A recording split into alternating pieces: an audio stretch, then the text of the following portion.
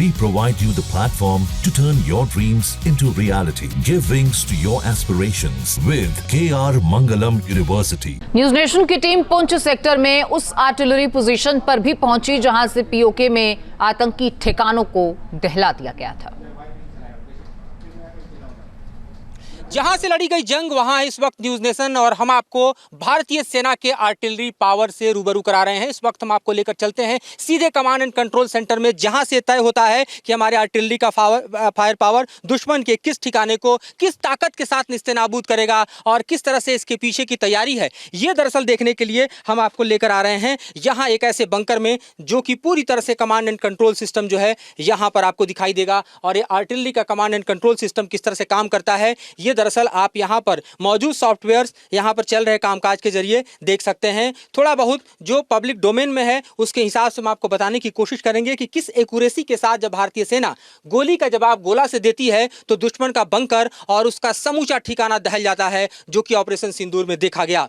ये बताइए कि जब हमने ऑपरेशन शुरू किया और उस वक्त की स्थिति में सबसे पहले ऑपरेशन सिंदूर के तहत हमने उन ठिकानों को निस्तेनाबूद किया जो आतंकी ठिकाने थे।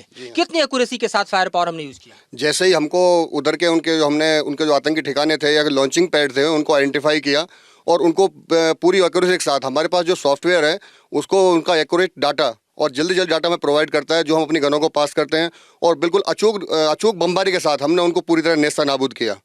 लेकिन दुश्मन संभला नहीं बल्कि पलटवार करके चला आया। जब वो पलटवार करके आया तो किस तरह से हमने उनको धूल चटाया? जब दुश्मन का सीवी हमारे ऊपर स्टार्ट हुआ तब भी हमने उनकी टाइमिंग को देखते हुए बीच बीच में हमने पूरा अपना इधर से अपनी बमबारमेंट जारी रखा, जिससे हमने उनको संभलने का मौका नहीं दिया।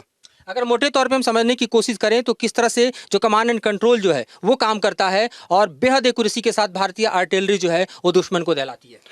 हमारे पास में जो टारगेट्स का डाटा जो कोऑर्डिनेट्स आते हैं हम उनको कैलकुलेट करते हैं और हमारा जो बम्बार्डमेंट है अपनी गनों से हम बम्बार्डमेंट शुरू करते हैं। इनकेस थोड़ा बहुत यदि करेक्शन होता है तो वो हमें करेक्शन जो हमारे फॉरवर्ड पोस्टेड होते हैं वो हमें लाइन के जरिए देते हैं। उतना करेक्शन अप्लाई करने के बाद हम और भारी मात्रा में और दुगने जोश के साथ में दोबारा से फायर डालते हैं, जिससे दुश्मन को समझने का मौका नहीं मिलता।